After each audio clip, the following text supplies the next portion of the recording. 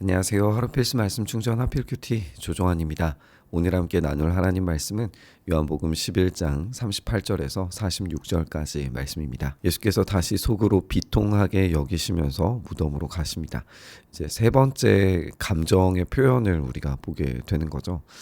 예수님께서는 이 슬픔에 대한 감정들을 지금 드러내고 계시는데, 우리가 이전 본문에서 함께 살펴봤던 것처럼 그냥 단지 슬픔이 아니라 여기에서는 이 분노의 감정들이 함께 있다라는 것을 염두에 둬야 됩니다. 이 분노의 감정이 일어난 이유에 대해서는 거룩한 분노라고 생각을 하는 것이 좋습니다. 무리들은 지금 계속해서 이 사람은 죽지 않게 할 수 없었느냐라고 하는 질문을 던집니다. 그래서 예수님께서 무능하셔서, 예수님께서 능력이 없으셔서 이 죽음을 방치했다라고 하는 그런 이야기를 지금 하고 있는 거죠. 그런데 예수님께서는 이 죽음을 이기실 힘이 있으실 뿐더러 예수님께서 직접 이 죽음을 이기시는 것을 자신을 통하여 드러내실 분이십니다. 그러니까 이들이 지금 믿지 못하고 있는 상태에 대한 이 분노가 바로 이 비통함을 통해 드러나고 있는 거죠. 무덤은 동굴인데 그 어귀는 돌로 막아놓았다라고 되어져 있어요. 당시의 무덤은 이 가로형으로 되어져 있어서 큰 돌로 막으면 여기에 이제 안장하는 이 시신을 놓는 곳이 있습니다. 그래서 이 돌을 움직이면은 이제 시신이 보여지게 되는 그런 구조인 거죠. 당시의 문화에서는 이 매장의 풍습에 따라서 일부러 이 시신을 좀 썩게 만든 후에 그것들을 유골들을 모아서 다시 이장하는 방식의 매장을 했다고 알려져 있습니다. 그래서 우리가 지난번에 함께 나눴던 것처럼 이 7일의 가장 큰 슬픔의 기간, 이 시바라고 불리는 이 기간 동안에 무덤에 안치해 놓고 그것을 계속 돌보면서 슬픔을 지속하는 일들을 하게 되는 것이 당시의 장례 문화인 거죠. 그런 슬픔의 구조와 문화 속에서 이 슬픔이 구조화되고 시스템화되어서 슬픔의 분위기를 빠져나오지 못하는 그 모든 상황들에 대해서도 예수님께서는 비통하게 여기셨을 겁니다. 주님께서는 죽음을 이기러 오셨고 죽음이 이겨진다라고 하는 사실을 보여주시기 위해서 지금 일하기 시작하십니다. 예수님께서는 돌을 옮겨 놓아라 라고 말씀하세요. 죽은 사람의 누이인 마르다가 이제 답변하기 시작합니다.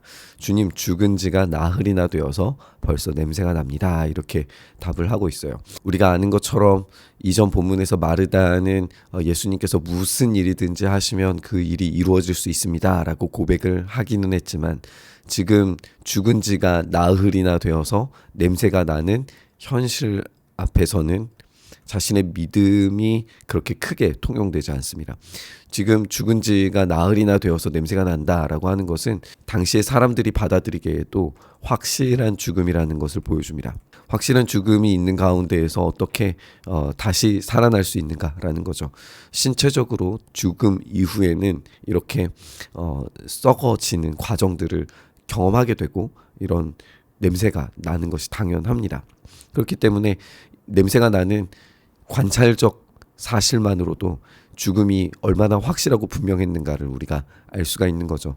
예수님께서 마르다에게 질문하세요. 내가 믿으면 하나님의 영광을 보게 되리라고 내가 너에게 말하지 않았느냐?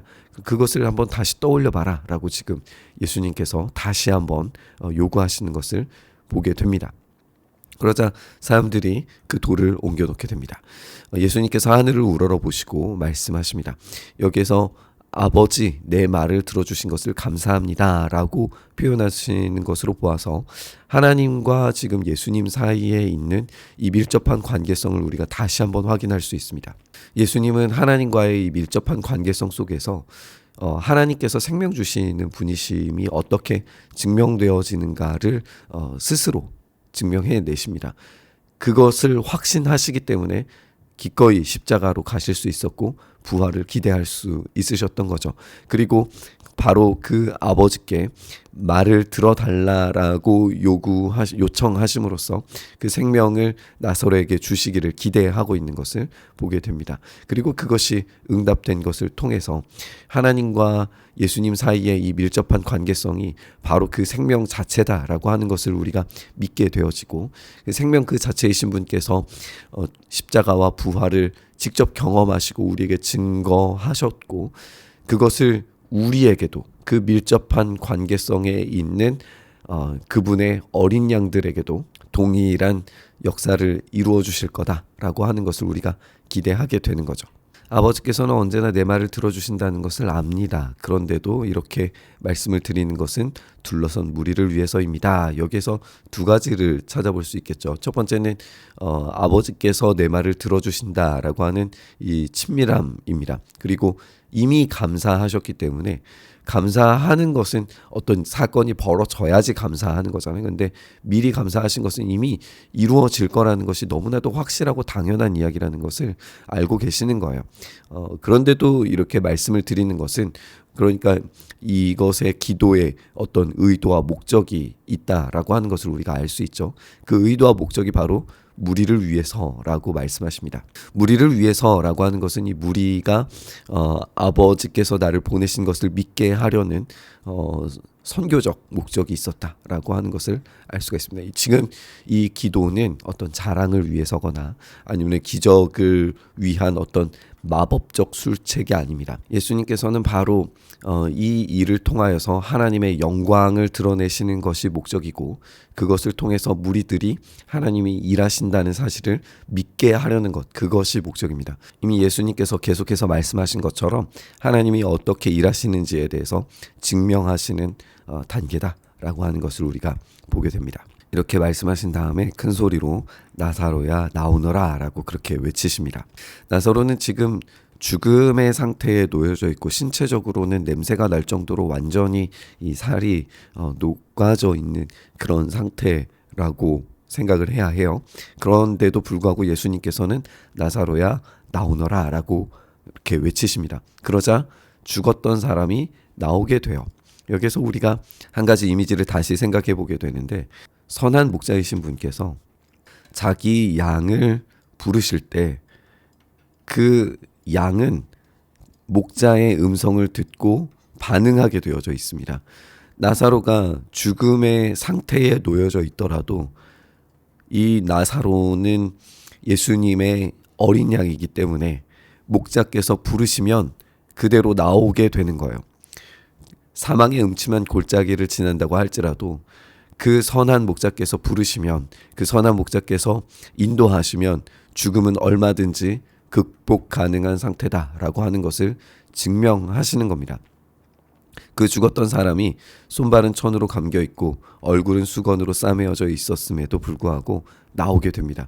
예수님께서 그들에게 그를 풀어서 가게 해라 라고 그렇게 말씀하시니까 그렇게 했고, 그것이 실행이 됩니다. 이것을 통해서 우리가 이 죽음의 한복판에 있었던 나사로가 생명 가운데로 완전히 풀려나게 되는 것을 보게 되죠. 우리가 기대하는 바로 그 부활의 소망을 바로 나사로는 지금 여기에서 경험하고 있는 겁니다. 마리아에게 왔다가 예수님께서 하신 일을 본 유대 사람들 가운데서 많은 사람이 예수님을 믿게 되었다라고 이야기합니다. 그런데 이 믿음의 반응이 과연 긍정적이기만 한가라고 하는 것은 의문스럽긴 합니다. 이들이 정말 참된 제자가 되는가? 그것에 대해서는 앞으로 계속 살펴봐야 할 일이죠. 계속 요한복음에서 이야기해 왔던 것처럼 기적이 믿음이 되고 믿음이 곧바로 제자가 되는 것은 아닙니다. 이런 관계성은 전혀 이루어지지 않아요. 기적이 일어났다고 해서 믿기는 하지만 제자가 되지 않는 사람도 있고, 기적이 일어났지만 믿지 않는 사람들도 등장을 합니다. 여기에서도 그런 부류가 등장하죠. 그 가운데 몇몇 사람은 바리새파 사람들에게 가서 예수가 하신 일을 그들에게 알렸다라고 되어져 있습니다. 한마디로 말하면 고발했다라는 말과 다르지 않을 겁니다.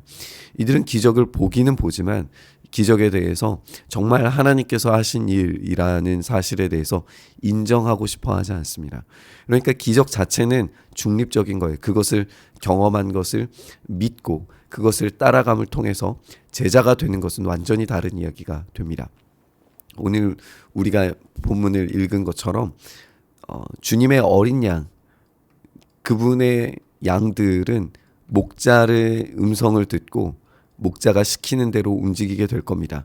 그러면 그 양들은 이 목자의 부름에 따라서 순종하는 제자라고 하는 사실이 밝혀지게 될 겁니다. 그러나 목자가 불렀음에도 불구하고 따라 나오지 않는 양들도 있겠죠. 그런 양들은 결국 유기되고 또 버려진 밖에 될 뿐일 겁니다.